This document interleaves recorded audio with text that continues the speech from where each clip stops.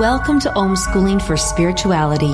The Flow is a delightful mix of insight, divine inspiration, and humor, where wisdom meets earthiness to help your ongoing spiritual growth and transformation.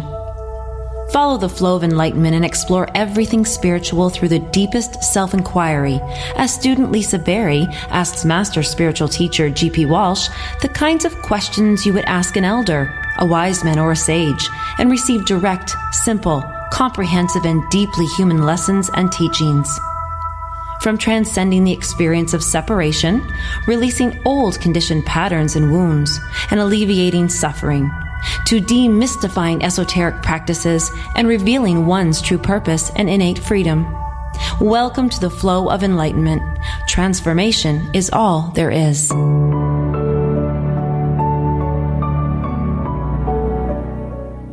Ooh, welcome to the flow, everyone, and our Christmas special in a neat way, right, GP? Yes. Yes. Ho, ho, ho, ho. You would do a great ho. Both of you have got a special guest on. Two of our hosts today have wonderful ho ho ho voices, I'm going to say. Well, everyone, let me just bring on in, get everybody here, everybody in the pool, as I like to say. So what we're going to let you guys know is that today, and it really jumped out at me in the intro, is that we are about to embark on, yes, some deeply human lessons and some translations. And we have an extra host with us today, Tomas Garza. And the reason being is I was just chicken poop to do this one on my own. So first of all, GP and I would both like to welcome you, Tomas. Welcome to the Flow of Enlightenment.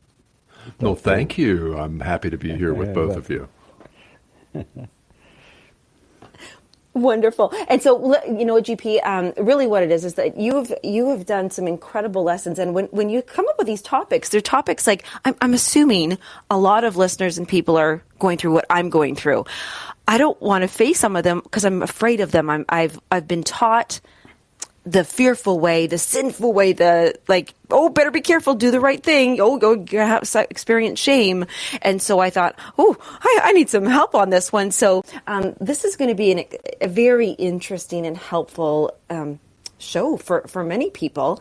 And why Tomas Garza and who he is, I'm bringing him on. I'll introduce him, and then we're just going to ask you questions, GP, and have you share the real deeper human lesson that was maybe meant to be, we think. Mm-hmm. Yes, we're definitely meant to be. Okay. See, even that made me nervous to say that, was it? I'm going to get lashed for saying it. So everyone, just welcome Tomas Garza. He is the host of the podcast Decide to Transform. He's a podcast trainer and producer. He's an author and a co-host many shows with me, actually. And he's raised, and this is the most important thing for this show here, he's raised in a fundamentalist Christian church, which he left as a teenager. And today he joins GP and myself for this episode because he's an instructor of meditation. He embraces universal spirituality, and that's what we're here to do. So, Tomas, I believe you have a question to just kickstart us here for GP.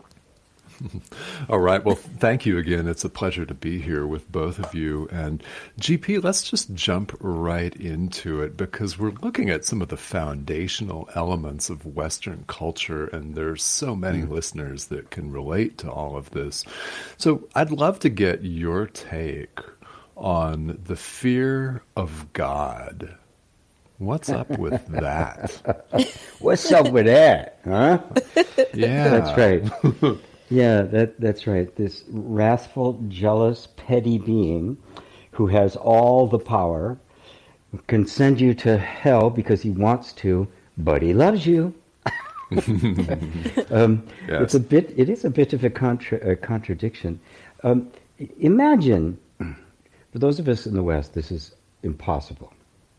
But imagine growing up in a world that had never heard of the fall. It had never heard of eternal damnation or original sin or any of that. Well, that's a huge chunk of the world. Buddhism, Hinduism, Jainism, all sorts of different flavors, Taoism. They did not have that as a cultural background the way we did. And the essence of it is really very simple. If you fear God, right, and I'm a guy who stands in the position of mitigating your relationship with God, I have absolute power over you. And that's where it came from. That's what it was about. It was a move of the Roman Empire to control people through their minds, because they didn't have enough soldiers to control the entire empire, which spread over up into Europe. I mean, most of the world. And the Roman Empire lasted for 1,000 years, but they did such a good job of it that the Roman Catholic Church has outlasted the empire by 1,300 years. Yeah. So, I mean, it was a damn good job. If you make people afraid of themselves, afraid of their own nature, and they need some kind of redemption or intercessor in order to escape the eternal punishment of their own nature, you really got them by the short and curlies. I mean, there's where are you going to go, right? I mean, you have absolute power over their minds, and that's really where it came from. Now, there's all sorts. You have to remember that the Christian God, the God that was presented by Christ, okay, which I like to refer to as the Sage of Nazareth, is not the same God of the Old Testament, nor is it the God of the fundamentalist, which is simply God of the Old Testament with a new face on it. Right? So it's stolen identity. It's stolen identity.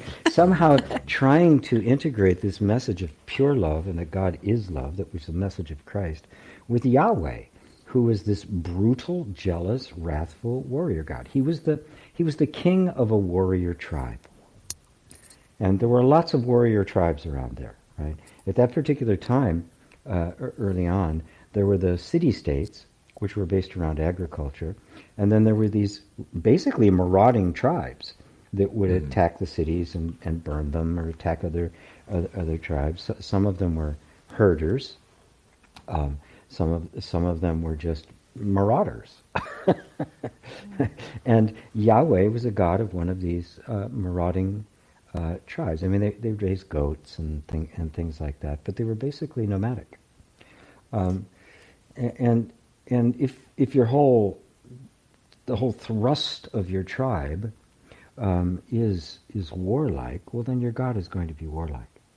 And by the way, Yahweh, the Jewish God that became the Christian God, is the only God, as far as I know, as far as Joseph Campbell knows, who's about as good an expert as you can get, in all of religious history that does not have a female partner.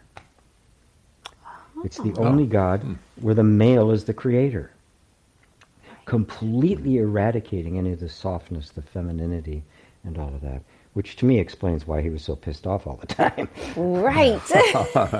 Yes. Well, question on that, GP, because just the one staring at me right in the face there is, because I'm learning, I'm a student, I'm definitely learning a lot here, and I'm thinking, okay, I've just kind of got it into my heart and head that there are no mistakes, there are no accidents, we can't do wrong. But then it sounds like we messed up somewhere along the line by creating or accepting or hearing about or having this horrible God. Well, we have to realize that gods are ideals. They represent the values of a culture, and in a culture, in the cultures in the West, in the cultures in the East, God is not another being that you have a relationship to. God is immanent. It's within all things. God is the invisible spirit that animates everything, and that's the foundation of oneness of Advaita and Zen and Hinduism and Taoism, that essential oneness. In the West, though, because it emerged out of a completely different world, much more primitive, actually, it became a relationship. It became about the law. It became about rules. And so now so God became the ultimate other, who was the ultimate enforcer of the rules of the tribe. It's very primitive. It's very first chakra kind of thing. It's very tribal. But it isn't about you and your inherent nature. Your inherent nature is flawed. So you have to conform to these rules. And it's very primitive, but it's a very powerful way to bring order and unanimity to a tribe. It's the threat of punishment. So it's not like somebody made this stuff up, right? Okay. It evolved quite naturally just out of the particular circumstances of the people. I mean, it was a harsh life, right? So their God became harsh. It's really very, very, very simple. When life isn't so hard, God doesn't have to be so hard. Yeah. Tomas, what in your short little intro bio there, it says that here you are going to church, and all of a sudden you became a teenager, and then you ran. What was the thing that made you, if there was just one, I don't know, or something that, is there a question that you could ask that would have kept you? If you had the different answer, would you have stayed in church there? Or, yeah, I'll just let you ask another question around that. Well, in response to that question, I took off and ran, and it was definitely the verb to flee is quite accurate in this case, and that was when I got my driver's license, and my mother wanted to send me to Sunday school without going to church herself. This was a fundamentalist church in New Mexico where I grew up, and we had gone for several years. She had stopped going, yet continued to insist that I go, and with my driver's license and a car, I could take off and go pretty much anywhere I wanted, and I did. So honestly, Lisa, in response to your question, there's nothing they could have said at that point to get me to stay. I had asked, I was that kid in Sunday school that asked the hard questions, the why, wait a minute, that sounds contradictory, and I would get in a lot of trouble. I think they were probably happy to see me leave in a way. So they bought the car for you, really? And the gas. Over the payments. Well, they did, and the insurance, because I was only 15 at the time, so it was expensive. It was very, very kind of them. So thank you, guys. I appreciate it. But what made it so uncomfortable for you? Oh, yes. You know what happens, Lisa, is that, and this is classic, and Joseph Campbell, who I recommend reading if you really want to understand the background and the history and how all these things emerge. Right. What are mythological stories become regarded as historical fact, and then they have to be defended. I remember growing up, I thought that the Bible stories it was history. Yes. Mm-hmm. Yeah. These things actually happened. Well, this is the way it was. Even when it seemed really weird, when God seemed really, unnecessarily pissed off, right? And, then the story of the virgin birth and all that kind of stuff. I tried to make sense out of it all, right? Okay, this happened. How did this happen? Just kind of assuming that it was right, and that somehow I had to mold myself around it to figure out to adjust myself to it before I finally went, wait a minute, what's this? Wait a minute, this doesn't make any sense, right? But that's when I began to discover the mythological aspect of it.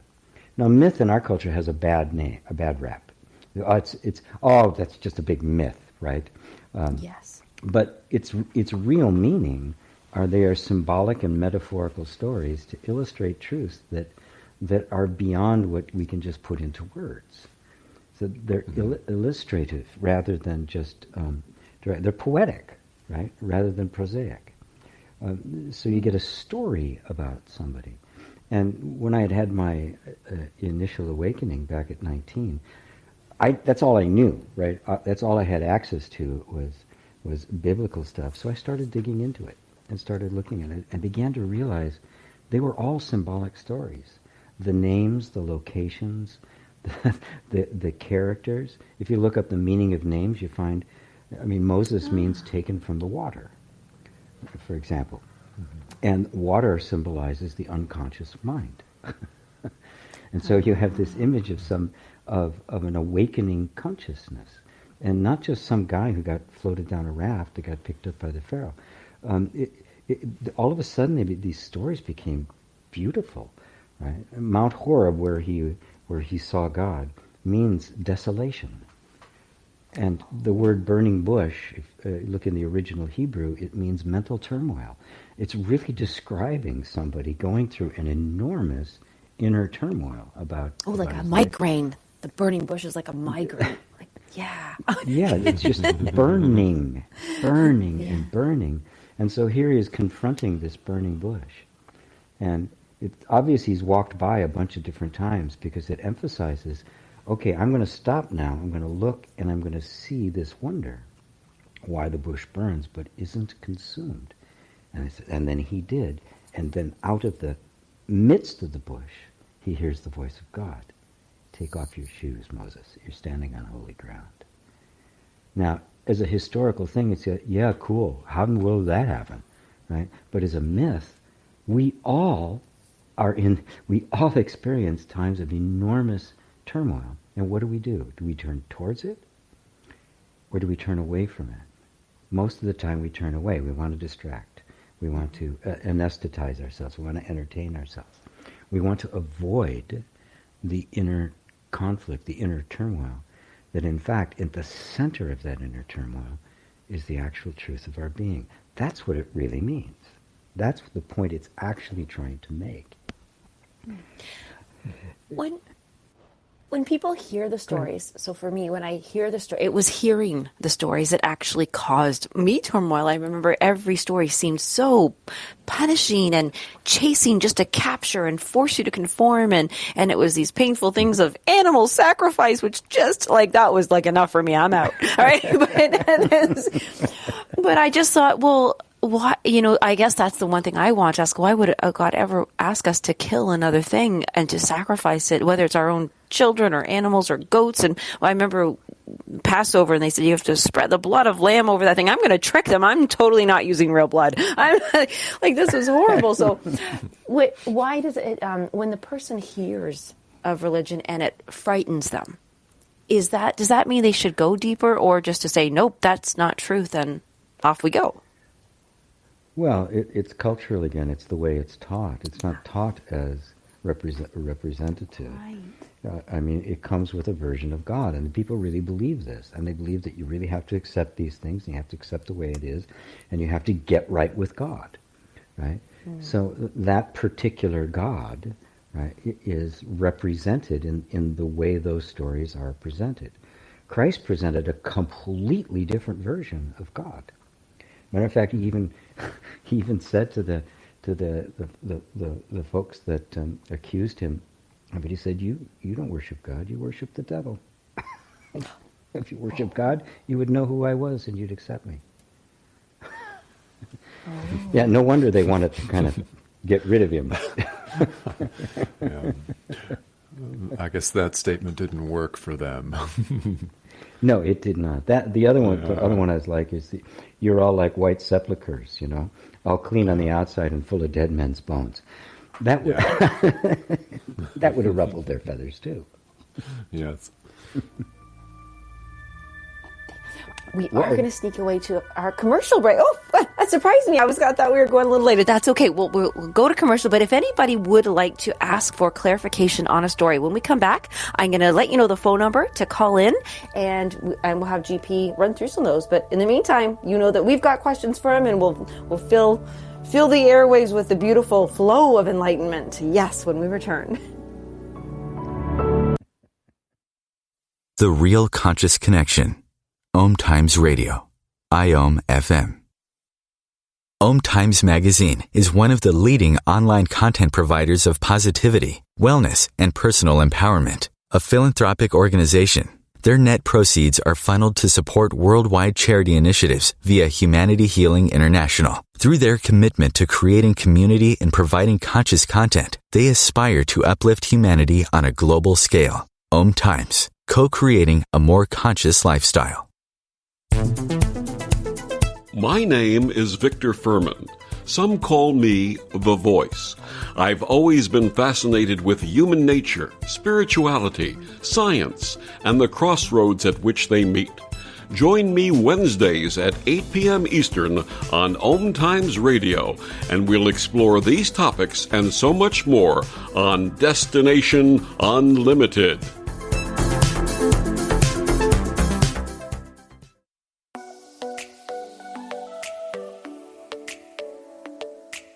I'm so not good enough. Fail. They'll judge me. I'm afraid others are already been done. Who are you not to fully express who you are, to be your warrior of light and do business from your fierce, aligned energy? I'm Rosalind Fung, host of Activate Your Soulgasmic Business here on OMTimes Radio.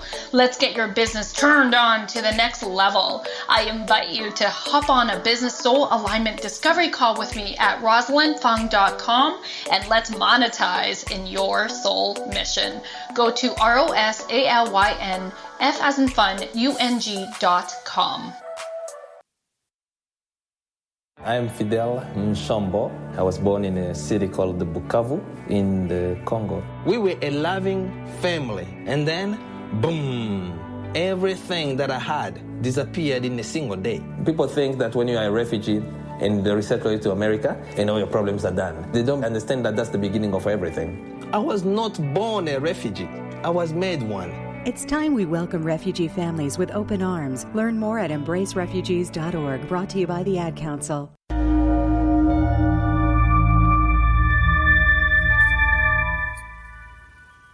And we've rejoined into the flow. Okay. Well, right now, everybody, I want to invite you to call in with your questions. Now, these can just be clarifying questions that you have for GP, or questions that you think, yeah, I've heard some myths, some stories, or I have a different vision of something, and I would like to hear what GP says, or Tomas. So I'm going to give you the number right now to call in. It's 202-570-7057. So give us a call here at OMTimes Radio, the station, if you want to Google the number, and GP is standing by.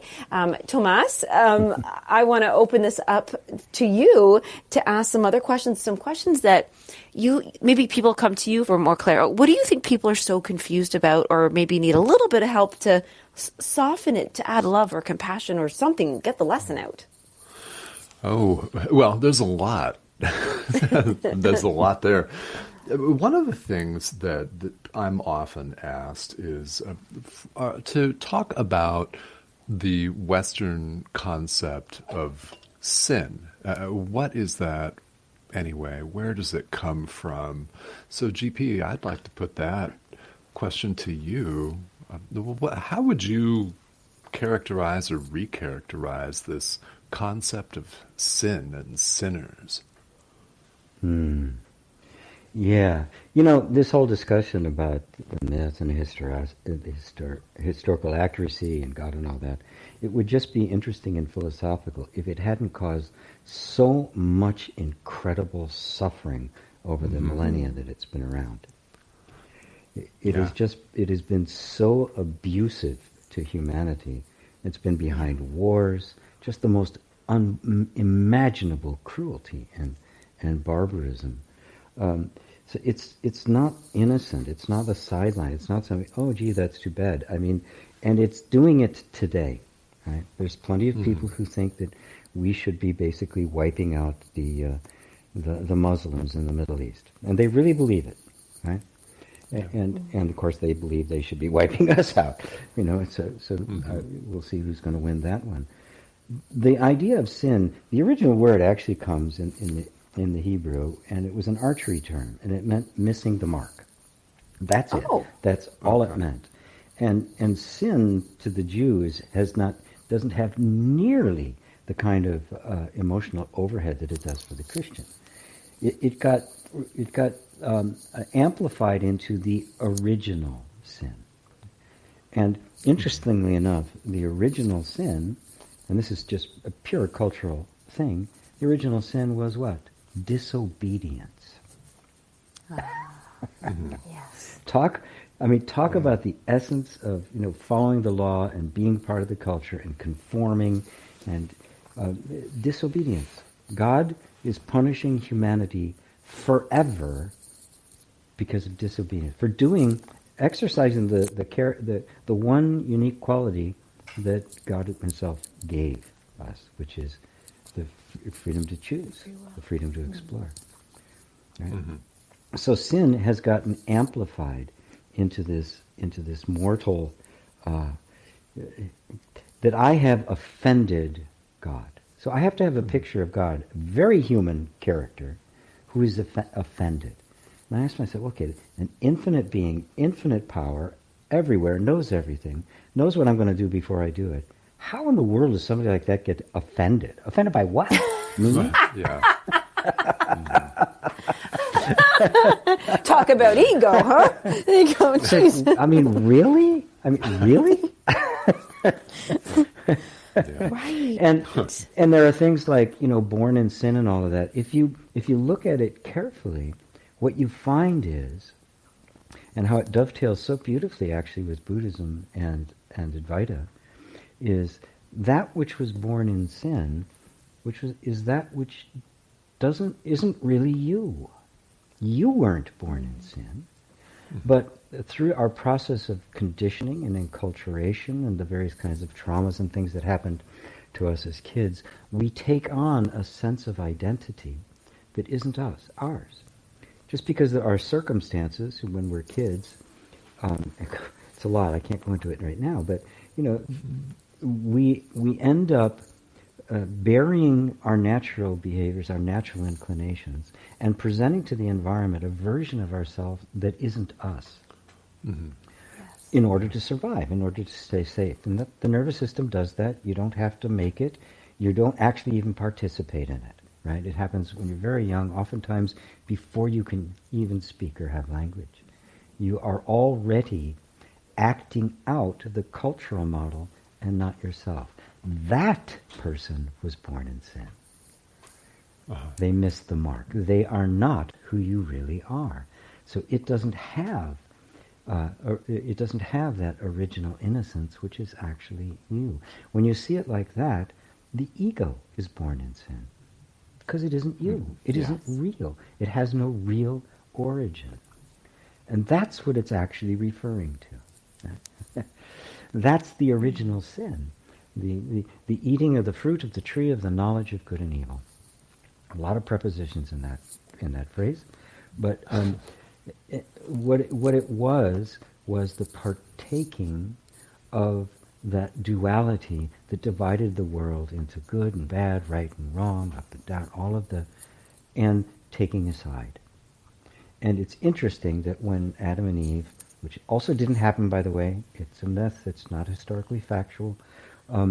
When they ate it, the very first thing they felt was exactly the first thing we feel as children when we run into that original trauma. Fear and shame. And that fear and shame lasts a lifetime until some kind of conscious awakening takes place. And then we discover the truth of us, which is represented by Christ in the virgin birth. The original innocence, the timeless being, that which has never been touched by any of this. So Christ represents the truth of you. Adam and Eve represent the origin of the falsity of you. And the snake just illustrates that little voice that started in your head when you started down the path of duality. And that snake got all blown out of proportion and became, in the book of Revelation, becomes the great red dragon, there to devour that innocent child. It's remarkably beautiful when you see it in context. But that where it came from, and the enforcing of sin becomes the enforcing of cultural rules. It's got nothing to do with God. But God becomes the absolute authority that the culture goes to, because without some kind of ultimate authority, all cultures have to look at themselves and go, we're totally arbitrary. We just made this shit up. Yeah. I like to bring this. I'm so glad you just said enforcing of cultural rules. And what I started thinking about there was, yes, punishment. Some people would say, oh, these people have leprosy. They're being punished by God. They did something horrible. But my thing was about, we would separate them. We would, today we see that when somebody's ill or has these things, like we come together, we support them, we help them, we try to heal them. And now we're in a world where we are being, the cultural rules are being forced to separate us. And have we not learned anything? Because I was hoping, what is the lesson there from seeing what happened way back then when we would make those people feel so separate and alone, and not supported. So I'm trying to make a comparison. There may not be one, but just with the people who were shunned and separated. And okay, there is, because that's one of the things. That's one of the things about religious mythology is it really is the same thing over and over again. It's illustrating the same thing over and over and over again. This does repeat itself, right? As long as the culture is oppressive rather than supportive, which is what happened in the West. That's not the case with what we call primitive cultures, like Native Americans, Bushmen, and things like that. The culture is supportive. It works both for the group and for the individual. Whereas in our culture, it's all about the group, and the individual gets very much suppressed. So you can just kind of pack them away, like old people, pack them away in a home. We don't want to look at them. They're not pretty, and they don't spend any money. They don't have the same kind of desires as kids, so they don't spend enough money. We don't really care about them anymore. But these, if you look, it's all a matter of the cultural values, and the culture and values are inherited. And until some kind of consciousness, some kind of self-awareness begins to emerge, it's just going to grind along, and that's what all of the sages and saints and prophets have represented, is this flowering of consciousness. And at the time it happens, the culture itself in which it appears is usually not capable of actually moving towards it. They have an influence on it, like Christ did, and Jeremiah and all the other ones of the Bible. They influenced it, right? But they couldn't transform it. It took something much greater than that, and it took thousands of years to get to the point where we're finally now having the kind of larger universal awakening that used to be just an individual here and there.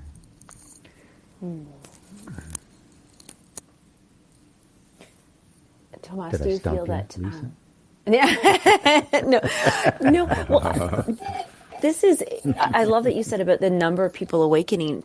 Tomas, have you noticed that? Have you wondered that are more people understanding these quote-unquote myths or translations better? And is that why we're having more awakening in groups?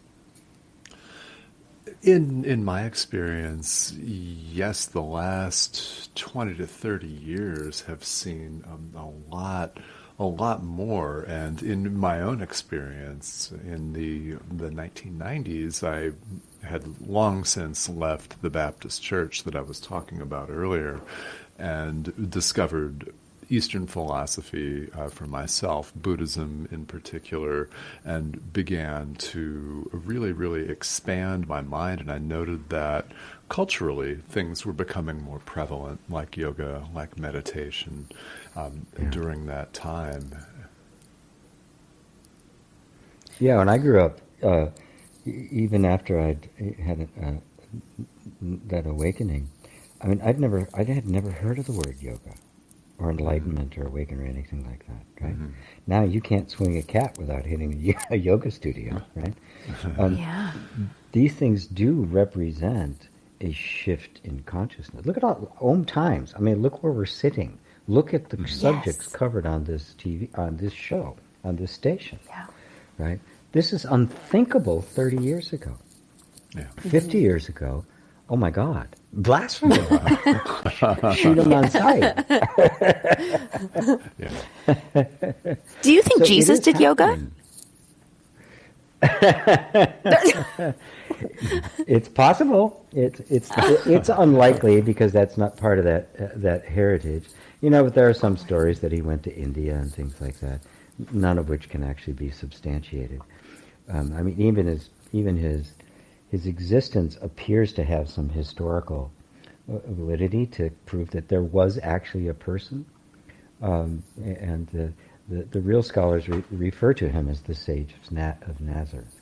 He got twisted into what he's become now, a god, basically. But who knows? There's huge gaps in the history. Just have no idea what he was doing. And we're talking about somebody that 30 years old when he started his teaching, which he had to be under Jewish law. You couldn't teach before that. And apparently he wasn't married, right? Now, either he really was, and they just kind of cut that out because they wanted to, or he was somewhere else, because there's no such thing as a Jewish boy that can get to 30 without getting married. That's just not going. It's just not going to happen, right? Especially then. By 15, they would have matched him up, right? Yeah, because they had the whole bar mitzvah thing. You're a man. Absolutely, and the woman had the bat mitzvah, and that means she was ready to be married, right? And boom, and then the matchmaker came in. It was a done deal.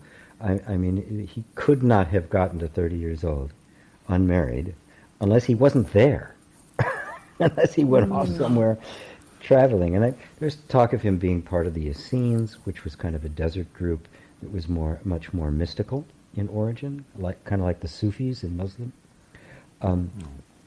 So we don't know. We don't know where when he got his spiritual education, when he first had his awakening. All we know is at the end he was clearly an enlightened master. And it had nothing to do with the virgin birth because it didn't happen. Can you talk about that? Why do we Sure. think that? Why did we believe it? Well, because it got promoted because they had to prove that he was divine. Because if he's divine, then he's the great exception, right? And you're still a sinner. But if he's just a man, he's the great example. And you've got a real path to divinity, a direct path to divinity, and you don't need the church. Right? So they had to turn him into basically a god-man. In India, they call them avatars. Right? Now, the story of the virgin birth it's beautiful. It's an absolutely beautiful story. It appears in literally hundreds of other cultures. Right?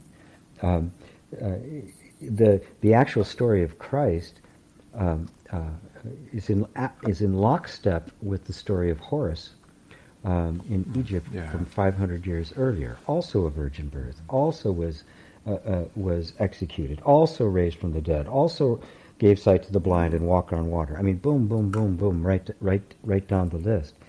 And that myth went into the Greek, and there are some Greek fellows, some virgin births there, and it only appears in one of the Gospels. It doesn't appear in all of them. It only appears in one of the four, and that's in the Gospel of Mark. And Mark was a Greek. He brought the Greek culture into it, and so they included that because perfect, right? This is like 325 years, after Christ. That what we call, Holy Writ and what the Bible was actually put together. So when you look at it like that, so what did it actually mean, right? Well, it represents the timeless being. Buddha had an unusual. All the great lives of saints and sages had some kind of unusual beginning. Wise men came to Buddha, right, at Buddha's birth and announced him as being somebody special. These are all of the stuff that gets added on later. Matter of fact, when the priests, when Spain had conquered South America, right, and the priests were there, and they learned the language. They were beginning to understand the culture because, of course, that they're like the Borg; they assimilate culture. they discovered, just spread throughout all of South America, these stories of virgin births. And so they wrote back and concluded that the devil must have gone there before them to imitate Christ, so they'd had these legends. Right? So they had to make their theory, make the evidence fit their theory, not the other way around. Which reminds me of a story. There was a man once who went insane. He went crazy, and he thought he was dead. And he just stopped eating, stopped doing stuff. His family, of course, was getting very worried about him, so they packed him up, took him off to an institution to see if they could help him. Lots of doctors saw him, couldn't get anywhere with him. They just couldn't break through his delusion. So one doctor, very, very clever, says, "You know what? I think you are dead. I think I agree with you." He says, "Well, thank you, finally." Right? He says, "Let's put it to the test so we can prove it to them that aren't believing you." He says, "Okay." He says, "What are we going to do?" He says, "I'm going to prick your finger." He says, "Do dead people bleed?" He says, "No, they can't bleed." He says, "Good. I'm going to prick your finger. We'll see if you bleed." He says, "Great." He holds out his finger. The doctor pricks his finger and starts to bleed. And the guy goes, "Well, I be damned. Dead men do bleed." Oh my God. This is the nature of our beliefs. We're going to make the evidence fit the theory, when in fact it was overwhelming. I heard a modern day preacher, like on TV, talking about that when it became known about Horus and Egypt and all of that kind of stuff. And he said the same thing, that the devil had gone back 500 years ago, knowing Christ was coming, to imitate them, to fool the people, so he could get them in death. I mean, they actually said this, right?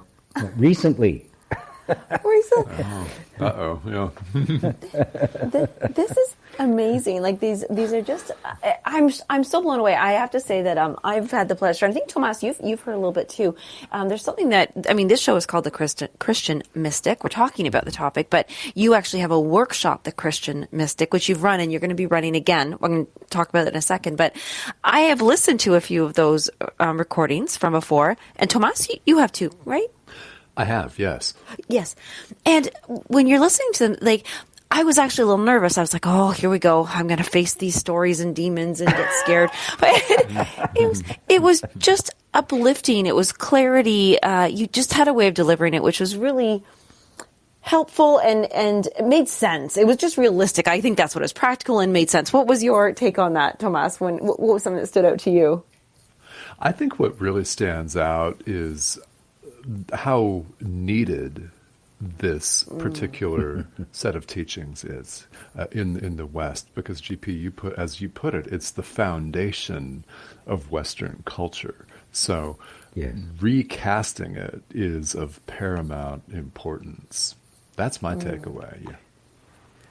That's such a great point, Tomas, because we don't realize that it is our essential stories that drive our cultural values, our cultural actions, and everything we do, right?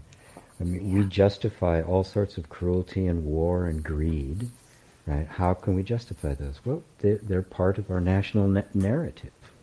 They're part of the culture that makes up how we think and how we regard ourselves and others. So every culture lives by its stories. Yes. And every culture, of course, has stories that makes it the best culture. Yes. Naturally. And speaking to the people right now who might be thinking, I have abandoned my cultural stories, or I don't like my cultural stories, or hey, I wish I could learn more about my cultural stories, then I'd like to take this opportunity to invite everyone right now, because GP, you're going to be hosting or holding another event about this. So it's the Christian Mystic, and it's on Wednesday, December 30th. So smack dab between, Christmas and New Year's there. It's at 10 a.m. Pacific, 1 p.m. Eastern and 6 p.m. UTC.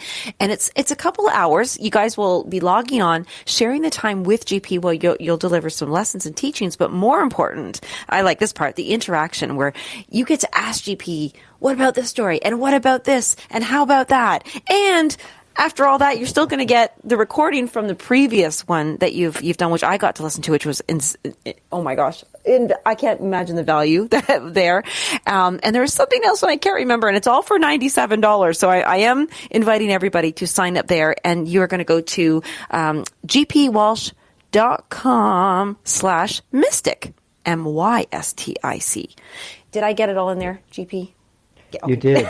Well done. Well done. Yeah. There we go. Yeah, because these stories have caused people an enormous amount of suffering. And even if you think, I don't believe that anymore. And maybe you don't, consciously. You look at it, that doesn't make any sense. It's still embodied in your body, in your conditioning, in the culture around you. It's not the kind of thing you can just escape from, which is why it really needs to be transformed and redeemed. And we just can't ignore it, right? Even an atheist is going to be living under some of these cultural stories without even knowing it, feeling that the weight of original sin or guilt or and the like. You can completely reject it, but you can't reject this deep kind of programming you get. You have to truly reconcile with it and let that energy be set free. Mm-hmm. Have you done that, Tomas? Have you not just rejected it, but have you reprogrammed? As a young man, I tended toward the rejection as I took off at age 15 and drove around and went for a hike during my Sunday school and subsequent worship service hours. I would say that was more of a rebellion, a rejection.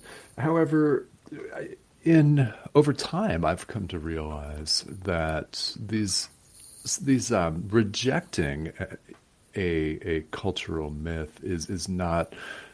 That's not the answer to just reject it. It's not the answer to make an opponent of it and set up another separation, another form of conflict. And GP, the way you just characterized it, I think is wonderful, that it needs to be transformed and redeemed rather than made an enemy of, or rejected or defeated somehow. Yeah, that's that's the only way we can do it. It's always love that reconciles. Whether that be with between people or within ourselves. I mean, we all got it. This is the culture, and it actually does have some very deep and profound roots. There's value in it, right? That doesn't mean you have to reconcile everything and know every story in the Bible and its true meaning and all of that kind of stuff, but you just recognize that the roots of all of it all starts, every one of these started with someone who was a mystic. And mystic is simply somebody who has a direct experience of the divine and doesn't come to it through theology or ideology, or it's not learned like that.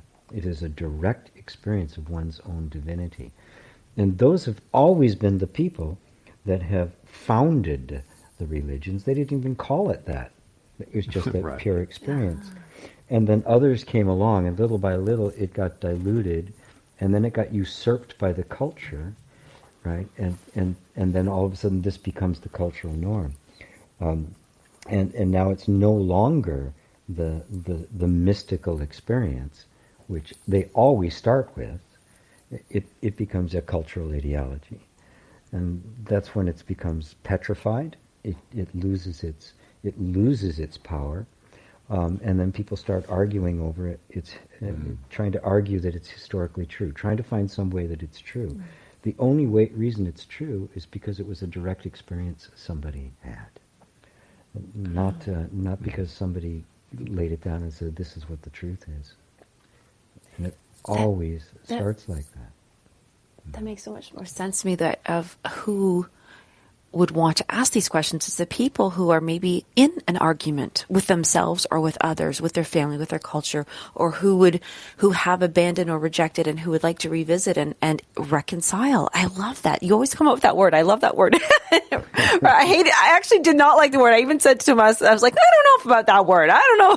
But you know what it was? It's because I didn't understand it and I didn't have a relationship. I didn't associate it the same way. And it's the stories that we tell ourselves. And just on stories, I want to slide in this beautiful thank you. We actually have a sponsor, and she just supports us, and she supports stories, and she loves hearing stories. And we're making a special invitation, actually, on behalf of our sponsor, who is Susan Lavoie. And Lavoie, if we don't say it all fancy. And Suzanne has been supporting this lovely show, The Flow of Enlightenment, because she has her lovely business, High Rise Tourism. And right now she is looking to hear stories from you about your tourism, your travel. What is it that you are able and capable to do in the times that we are right now? And if you could go up, find her on her Facebook page there. So it's Suzanne Lavoie, Lavoie, and it's High Rise Tourism. And share with her stories of your great experience of travels or tourism, or what you would like to experience in the future, what you're hoping to have again once our world opens up, or just get in touch with her. So thank you so much, Suzanne, for supporting us and believing in stories, right, GP? And yes. And yes. With that, I'm very grateful to her. I'm grateful to everyone who helps us through sponsorships or donations and through attending the classes. Yes, and that is the other one I was going to do with it. Well, Tomas, I know Tomas and I are excited about this upcoming event, and it is called The Christian Mystic, and it's on Wednesday, December 30th again. But just email us if you have any questions, or find me on Facebook there. But yes, absolutely, that is the place there. You can do all these things. And Tomas, I want to ask you to ask the final question for today's Christian Mystic show. All right. Well, then... There's so many. This topic brings up so many questions, but to wrap it up, GP, what I would ask is, if there's someone out there listening who really wants to know about the heart of the matter, what is Christianity? Since we're talking about the Western tradition here, what is Christianity without all of the stuff that's added on later that you mentioned? What is it without that? Christ represented your original innocence. The reality of your original innocence. That's what the virgin birth symbolizes. When he used the word forgiveness, our modern connotation for that word, and if you look up in the dictionary, you'll find pardon, right? It means you're guilty, you deserve to be punished, but I'm letting you off the hook. Right? That's how nice I am. Right? Now, the original meaning of the word as he used it, that I got from a Greek dictionary, was to be vindicated, to be found not guilty.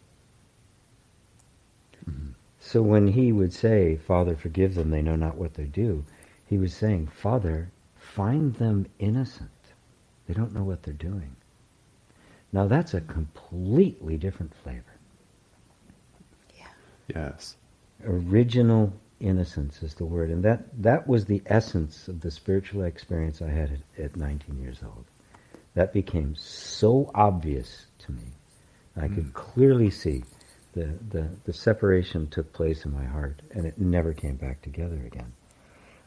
Took me a long time to actually implement it in a life, but that perceiving of that, I never lost it.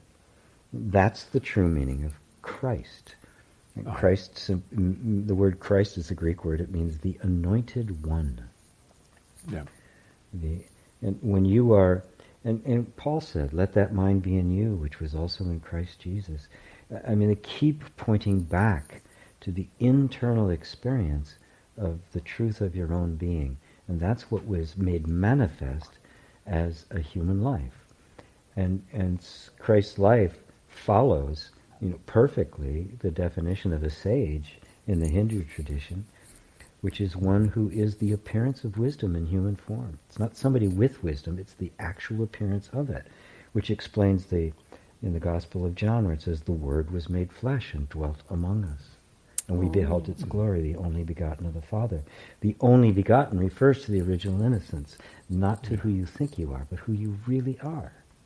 And that's what the whole story of Christ represents from beginning to end. And it's that representation of the truth of your being that cancels original sin and all the penalties associated with it, and resurrects you into eternal life. Seen like that, it is the most eloquent and beautiful representation of what the truth of you really is. For God is love. Not someone who loves, but love itself. Mm-hmm. Blessed are the pure in heart, for they shall see God. I mean, I don't know how many ways he can say it. Tomas, that was a fabulous question that brought us there. And you know what, to carry on this conversation, everyone, please, just first of all, get in touch with us, but attend the event. Let us know, go to gpwalsh.com. You can check it out on the site there, but it's this Wednesday, the 30th. And Tomas, thank you so much. You were awesome. You totally held space for me and asked perfect questions. Thank you. And GP, wonderful. You're most welcome. I really appreciate being here with you all. Thanks for being with us, Tomas. It was great. It's my pleasure. All right. Well, GP, we'll see everybody else. We'll talk to everybody else next Tuesday and hopefully see you on Wednesday the 30th for the Christian Mystic. All right. Bye, everyone.